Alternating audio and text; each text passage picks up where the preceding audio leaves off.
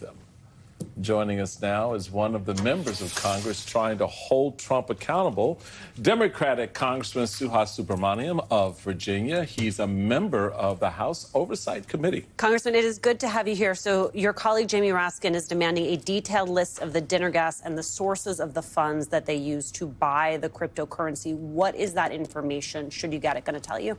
Yeah, I want to know the guests. I want to know what they got out of it, what they gave to get there. I actually was down the street from where I live in Loudoun County, and there was a lot of protesters outside. And I couldn't help but notice that some of the guests even wore masks so they couldn't be identified.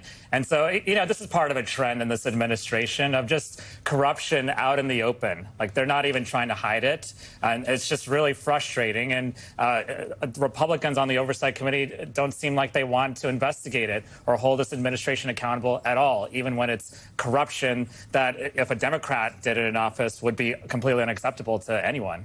David Frum in The Atlantic today, his piece was titled "The Trump Presidency's World Historical Heist," and just talked about just kind of from the first Trump administration to this one, just the ways in which he has enriched himself for his businesses. For example, in the first administration, he always stayed at Trump properties. Same thing now. And the Secret Service has to pay to house Secret Service at those Trump properties when he's traveling and staying at Trump hotels. Now it's just on a huge, bigger scale, from the crypto, the Bitcoin, to this plane, which it's my understanding that the Qatar, and I've talked about the plane from the Qatari plane. Not finalized. Not finalized yet. We heard that from DOD sources, and now the Qataris are saying we don't yet have a deal. What is it going to take to stop? What is it going to take? Like, when Democrats are always talking about how they're going to take back the House, I think you all are in a very position to do so, a good position to do so. But let's just say you take it back next November. What are y'all going to do? Because it's not going to be enough to put out a strongly worded statement and send a letter. Yeah, absolutely. I mean, again, the corruption is something that should be bipartisan. We should be calling it out every step of the way. We should not get tired of calling it out. This is something that even Republicans I talk to are uncomfortable about. And so we have to continue hammering it. Privately uncomfortable. Because right now they keep talking about waste, fraud, and abuse, right? And how they're trying to root out corruption. And that's when they themselves are actually making corruption worse. They are actually taking advantage of the system. Trump is enriching himself every step of the way. The only thing that's different from the first term is he got better at it this time. And so we have to call it out, and we have to fight against this notion that they want to root out waste, fraud, and abuse. It's just not true. A big part of the handicap that you have as a member of Congress, aside from the fact you're in the minority and you have a majority that, quite frankly, don't give a damn about any of this. Right?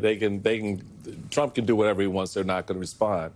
But the fact that you don't have the inspectors generals in the various departments and agencies that are impacted by a lot of this grift, you don't have people in place who were in the last administration who would see something like this and respond publicly, or at least in their job refuse to play along.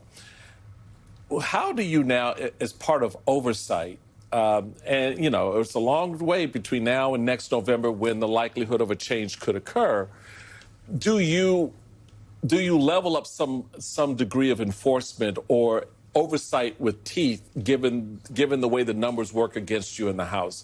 Is it just the public projection and rhetoric that you put out in front of the public, or is it holding investigations? What do they call them? They're not mock investigations. Shadow investigations. How do you see that working, particularly given that you're now going to have, you know, a little bit of the politics on the Democratic side for, you know, oversight, ranking member, et cetera? Yeah, all of the above. I mean, we can't be afraid to think outside the box. We have to do everything possible. We're starting to have shadow hearings outside of D.C. We're starting to do more sort of internal investigations. We're supporting the litigation on the outside. It's all of the above. We have to do everything right now. We cannot wait until next November in the midterms, because they're just going to continue to do this, right? when the damage might be irreversible. By the time we have the ability to subpoena people, it may be too late in some instances to reverse some of the damage. So we just have to continue to be aggressive right now. And what I've done is simply say,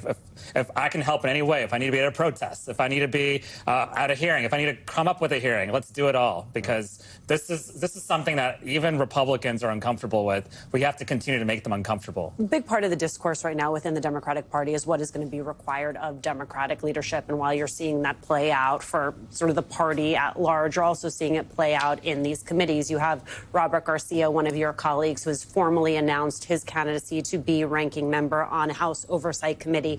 There are a number of other names in the mix, including Jasmine Crockett of Texas. Have you decided who it is that you will be supporting, and what are you really looking for? Like, what do you think is required? What is the right profile for the person who's going to have what is now one of the single most important jobs in the U.S. House of Representatives? Yeah, absolutely. I mean, yeah, I don't know who all's running yet, so once I get the final list, I'll make a decision. But with that said, I think all the people who have put their name in the ring are good people. I don't think we're one oversight ranking member away from fixing what's wrong in the party, or being able to have a powerful message. How much people want to see Democrats fight, and given that one of the places you have to fight is who is your fighter? Who's your fighter? Yeah, no, they all need to be fighters. That's going to be my number one criteria, is who's going to push back forcefully and convince not just the Democratic base, but also the people on the Republican side, maybe Trump voters who are uncomfortable with what's going on, convince them that what's going on is wrong, show them the corruption, demonstrate that we can be a good alternative to them as well. That's just as important. A lot of us are in swing districts, right? I'm in one that's a swingier district. And so it's not just about playing to the very deep blue Democratic seats. It's also about convincing all of the American people that what's going on is wrong. Well, let's talk about part of that then. Let's talk about Elon Musk. You know, I've seen a lot of headlines, Congressman, over the last 24 hours. Elon Musk's exit. He is leaving Washington. But I think that Elon Musk is just finished. I have not heard a lot of Democratic elected officials talk about the data. Elon Musk and his DOGE peeps, if you will, they installed servers within the White House complex. They were integral within the Office of Presidential Personnel, which has tentacles out into every single agency. They have inroads into every single agency now. DOGE was in there. And he didn't take those servers with him. The servers, I don't think, have left the White House. And so what are Democrats going to do about the data? Are you all going to follow up on this? What's your take on Elon Musk's being done? Because I just think he's finished. He's just finished what he was doing.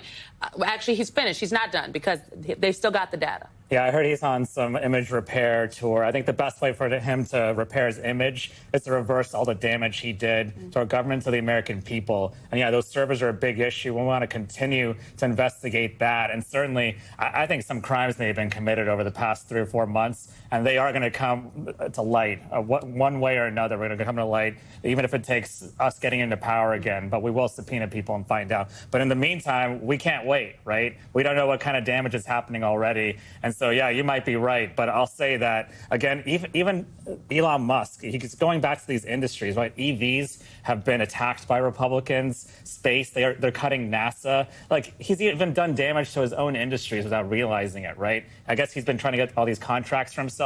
But we as Democrats need to tell the story to everyone that what's happening is damaging every single American.